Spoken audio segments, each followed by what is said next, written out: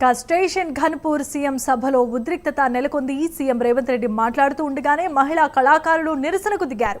సమస్యలను సీఎంకు తెలిపేందుకు ప్లకార్డులు ప్రదర్శించారు. దీంతో పోలీసులంతా అప్రమత్తమైన పరిస్థితి. ఆందోళనకారులను అడ్డుకున్నారు. తమ పట్ల పోలీసులు అనుచితంగా ప్రవర్తిస్తున్నారని మహిళలంతా మండిపడ్డారు.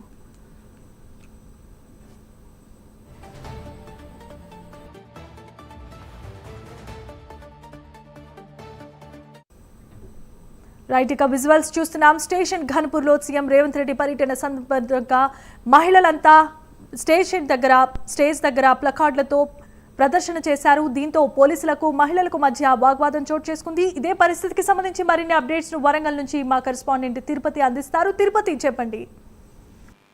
జమీమా, జనగామ జిల్లా స్టేషన్ ఘన్పూర్ లో నిర్వహించినటువంటి సీఎం సభలో గందరగోళం నెలకొంది. సీఎం మాట్లాడుతుండగా మహిళా కళాకారులు నిరసన వ్యక్తం చేశారు. తమ సమస్యను చెప్పుకునేందుకు అనేక సార్లు సీఎం కావచ్చు, అధికారులకు, ఎమ్మెల్యేలు కలిసినప్పటికీ కూడా ఎవరు పట్టించుకోవట్లేదు. ఈ రోజు సీఎం కు తమ సమస్యను చెప్పేందుకు ఇక్కడికి వచ్చి ఫ్లెక్సీని ప్రదర్శించినటువంటి పరిస్థితులను చూస్తున్నాం. ఆ స్క్రీన్ మీద విజువల్స్ చూసినాం. సీఎం మాట్లాడుతుండగానే ప్రజాపాలన విజయోత్సవ సభకు సంబంధించినటువంటి అక్కడ మాట్లాడుతుండగానే సీఎం రేవంత్ రెడ్డికి వారు ఫ్లెక్సీ ప్రదర్శించి వారి సమస్యను వెల్లబుచ్చేటువంటి ప్రయత్నం చేశారు. ఈ నేపథ్యంలో పోలీసులు అప్రమత్తమై వాళ్ళు ఫోన్లు లాక్కొని ఆ ఫ్లెక్సీని కూడా లాక్కెళ్ళిన పరిస్థితి కనబడుతుంది. ఆ మహిళా కళాకారులంతా కూడా కన్నీరు పెట్టుకుంటూ తమ ఆవేదనను, తమ బాధలను వ్యక్తం చేసిన నేపథ్యంలో పోలీసులు అమానుషంగా వ్యవహరించి ఫోన్ లాక్కొని కంటికి బిడ్డలతో వచ్చినప్పటికీ కూడా కొంత లాగేసి ఈడ్ చేసినటువంటి ఆ పరిస్థితులు చేశారంటూ కూడా వారు ఆందోళన వ్యక్తం చేసిన పరిస్థితి కనబడుతుంది. మేనిఫెస్టోలో ఇచ్చినటువంటి హామీ ప్రకారం నిరుద్యోగ కళాకారులకు ఉద్యోగం కల్పించాలి. ఎన్నో ఏళ్లుగా ఊర్లు వాడ అంత తిరుగుతూ కూడా కళాకారులందరం కూడా గజ్జె కట్టి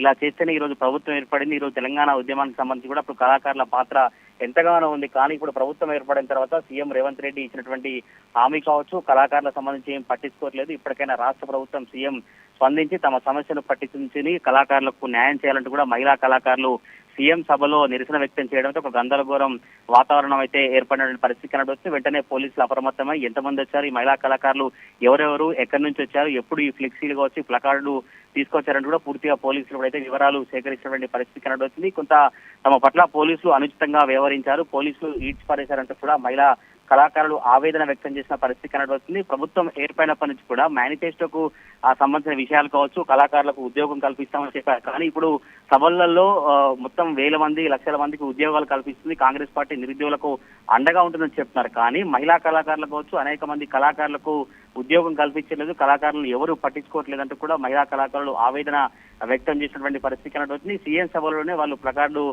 ఫ్లెక్సీని ప్రదర్శించడంతో పోలీసులు అప్రమత్తమై ఒక సీఎం సభలో గందరగోళ వాతావరణం అయితే ఏర్పడిన పరిస్థితి కనబడుతుంది. ప్రజెంట్ ఇప్పుడు మహిళా కళాకారులను పోలీసులు అదుపులోకి తీసుకొని వాళ్ళు ఎక్కడి నుంచి వచ్చారు, ఎంతమంది వచ్చారు, ఎప్పుడు వచ్చారు అనేది వివరాలను సేకరిస్తున్నారు. Jemimah, right, thanks for the updates Tirupati.